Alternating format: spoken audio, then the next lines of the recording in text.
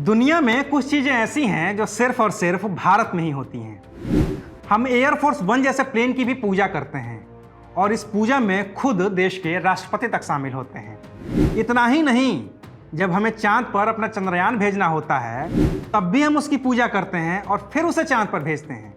हम दुनिया का सबसे ताकतवर फाइटर प्लेन राफेल भी लेकर आते हैं तो उसके पहियों के नीचे नींबू रखते हैं। खुद रक्षा मंत्री उसकी पूजा करते हैं और फिर दुनिया को संदेश देते हैं कि देखो अब हम कितने ताकतवर हैं। और ऐसा हम करें भी क्यों ना, हमारा ये पारंपरिक तरीका है जो सदियों से चला आ रहा है। लेकिन कुछ चीज़ें ऐसी होती हैं जिन्हें इंसानों ने कभी देखा ही नहीं होता, तो उसमें हम क्या करते हैं और कैसे करते हैं उसको जरा समझने की कोशिश करते हैं।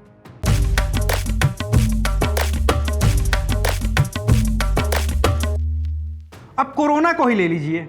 दुनिया के किसी भी शख्स ने पिछले साल तक इसका नाम तक नहीं सुना था। भारत के लोगों ने भी नहीं सुना था। तो इससे बचने के लिए दुनिया के बड़े देशों ने जो तरीका अपनाया, जैसे कि पाबंदियां लगाना, लॉकडाउन लगाना, मास्क पहनना, सोशल डिस्टेंसिंग, हाथ धोना, वो हमने भी अपना लिया। हमने भी लॉकडाउन लगा दिया। फिर हम दुनिया से अलग कैसे होते, तो इसकी भी खोज हो गई। हमारे एक नेताजी हैं, उन्होंने एक गाना बना दिया, गो कोरोना गो। कोरोना गो, कोरोना गो, गो कोरोना, गो कोरोना, कोरोना गो, कोरोना गो, गो कोरोना, गो कोरोना, गो कोरोना, गो कोरोना, गो कोरोना, गो कोरोना, कोरोना गो, कोरोना गो, कोरोना गो, कोरोना गो, कोरोना गो, कोरोना गो, गो कोरोना, गो कोरोना। इसके बाद आया ताली और थाली। कहा गया कि ताली थाली से कोरोना भाग जाता है। इससे तरंगे निकलती हैं और ये कोरोना के वायरस को मार देती हैं।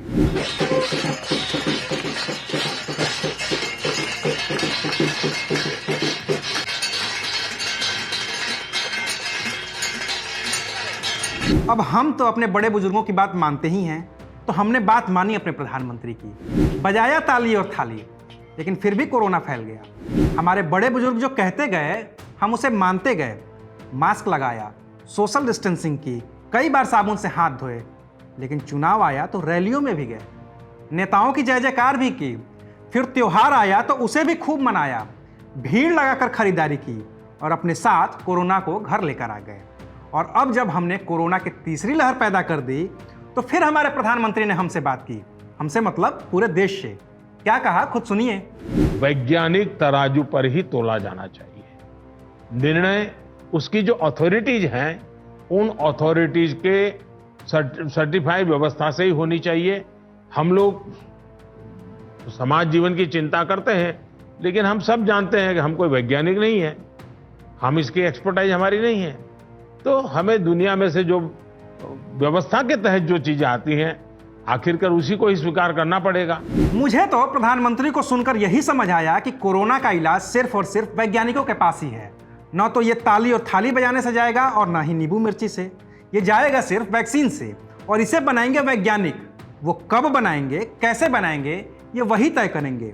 बस हमको तो इंतजार है वैक्सीन की पहली खेप का, कि जब वो आएगी तो हम उसके कंटेनर के पहिए के नीचे नींबू रखेंगे, उसकी पूजा करेंगे और प्रार्थना दुआ करेंगे कि गो कोरोना गो।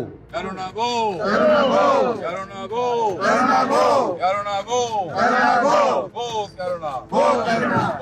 एबीपी न्यूज आपको रखे आगे।